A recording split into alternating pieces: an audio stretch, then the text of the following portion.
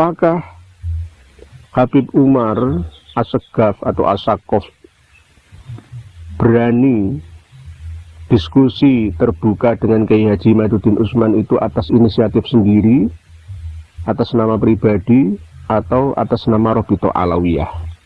Dan apakah sudah dapat restu dari Robito Alawiyah atau tidak? Ini yang perlu dipertanyakan.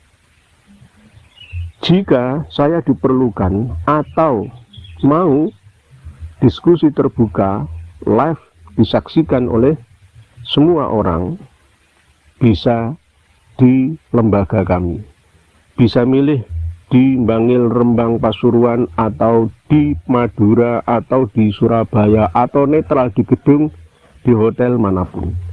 Saya akan siap untuk menjadi fasilitator. Boleh juga saudara saya Gus Zaini Makarim untuk menjadi moderatornya. Saya yang menyediakan fasilitasnya. Bahkan saya berani menanggung biaya akomodasi, transportasi, dan konsumsi kedua belah pihak yang ingin berdiskusi terbuka, khususnya transport pesawat dari Lampung PP Surabaya. Saya akan menanggungnya jika benar-benar mau Habib Umar Assegaf memenuhi panggilan saya. Namun sekali lagi saya katakan bahwa ini hanya sekedar shock terapi saja. Sebenarnya mereka itu tidak berani. Kalau toh misalkan berani, ya tidak sekelas Habib Umar Assegaf, ya Habib Habib Hanif Al-Atos, atau Habib Rizik Syihab, atau Habib Taufik Assegaf. Pentolan-pentolannya saja itu yang penting.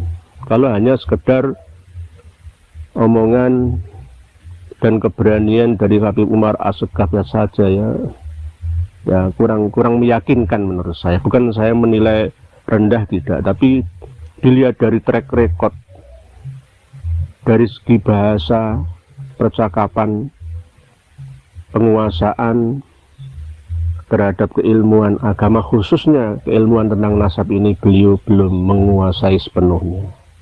Jadi sayang nanti kalau dipermalukan di muka umum.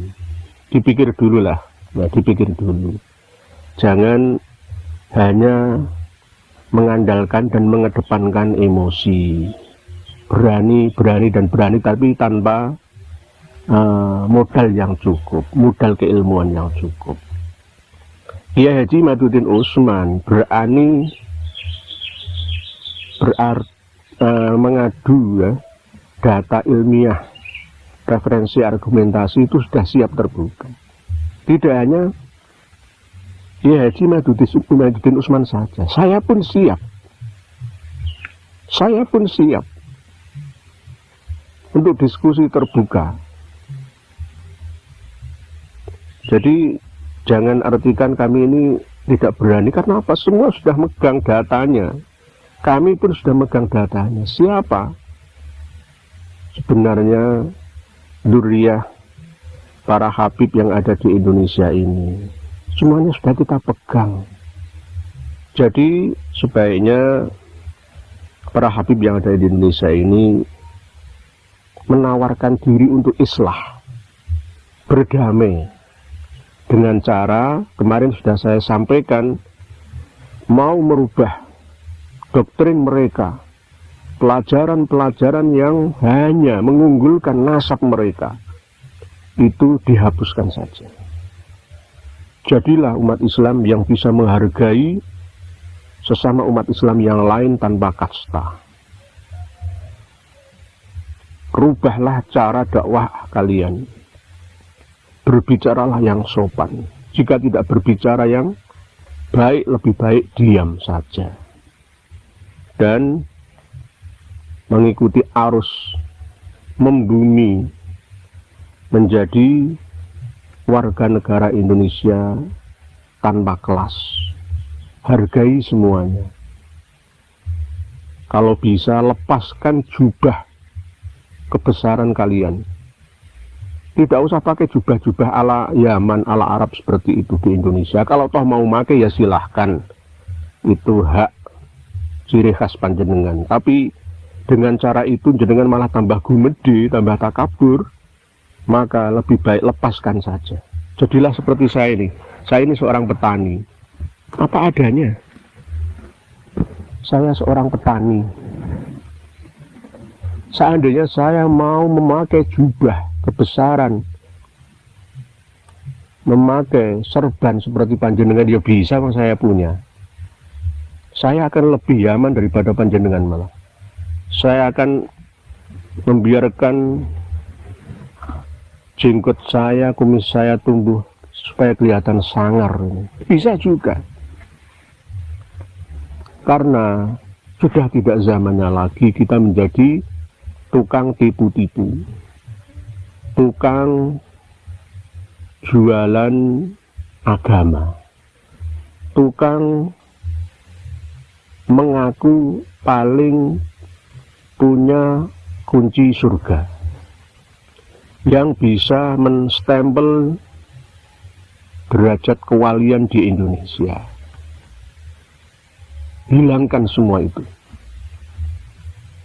Dan saya bahkan menganjurkan kepada seluruh umat Islam di Indonesia, jangan lagi menyanyikan lagu Ya Tarim. Ya Tarim, Ya Tarim, Ya Tarim, Ya Tarim, Ya Tarim, Syailillah, Syailillah, Syailillah, Syailillah. Gak usah nyanyi itu. Kalau yang nyanyi itu para keturunan Yaman, para Habib, silahkan. Tapi umat Islam Indonesia, para santri, tidak usah nyanyi-nyanyian itu. Cintailah negeri kalian sendiri. Cintailah kota kalian sendiri. Cintailah rumah kalian sendiri. Jangan mengikuti arus. Jangan mengikuti informasi yang tidak jelas. Lagu Ya Tarim itu yang mengarang adalah Habib Hasan Assegaf, pimpinan Nurul Mustafa, Majelis Dzikir Nurul Mustafa, Jakarta, yang menyanjung-nyanjung leluhurnya, asal usul nenek moyangnya dari Tarim, Yaman sana. Yaman itu sekarang menjadi negara gagal. Hampir 400.000 nyawa melayang sejak tahun 2014 sampai sekarang. Jangan tiru-tiru mereka. Katanya di sanalah bumi para wali-wali menurut mereka. Waliullah itu ada di mana-mana. Tidak hanya yang berasal dari Yaman atau yang diresmikan, disestempel, ditandatangani oleh para habib. Mereka, para habib yang ada di Indonesia ini sudah jumawa, sudah takabur, sombong dan serakah. Semuanya diakui. Mau merubah sejarah Indonesia. Para wali Songo beserta duriyahnya diakui menjadi keturunan Ba'alawi. Tidak hanya itu, pesantren Sidogiri aja itu juga mau diakui pesantren Ba'alawi. Terus apalagi semua yang mau diakui? Nanti lama-lama Indonesia ini akan diyamanisasikan. Oleh sebab itu, saya sebagai hadi negoro, Kanjeng Raden Tumenggung menyampaikan dari Mataram untuk Indonesia, bersatulah kalian wahai umat Islam Indonesia, berdamailah kalian dengan semuanya, bahkan terhadap para habib sekalipun. Jangan musuhi mereka, tapi tetap jangan berhenti untuk menyadarkan mereka. Dengan cara apa? Kita sendiri yang sadar. Umat Islam harus sadar dari kebodohannya, harus sadar dari kemiskinannya, harus sadar dari keterbelakangannya. Sadarlah bahwa kalian itu dijajah. berkedok agama, berbalut spiritual, jual beli surga, mengancam dengan neraka. Lebih baik panjenengan semua berguru kepada kiai lokal, ustadz lokal itu yang lebih tawadhu, lebih beradab, lebih berakhlakul karimah. Oleh sebab itu, para pemirsa dan pendengar sekalian dimanapun panjenengan semua berada, ini hanya sekedar wasiat. Mohon untuk diamalkan bersama. Saya pun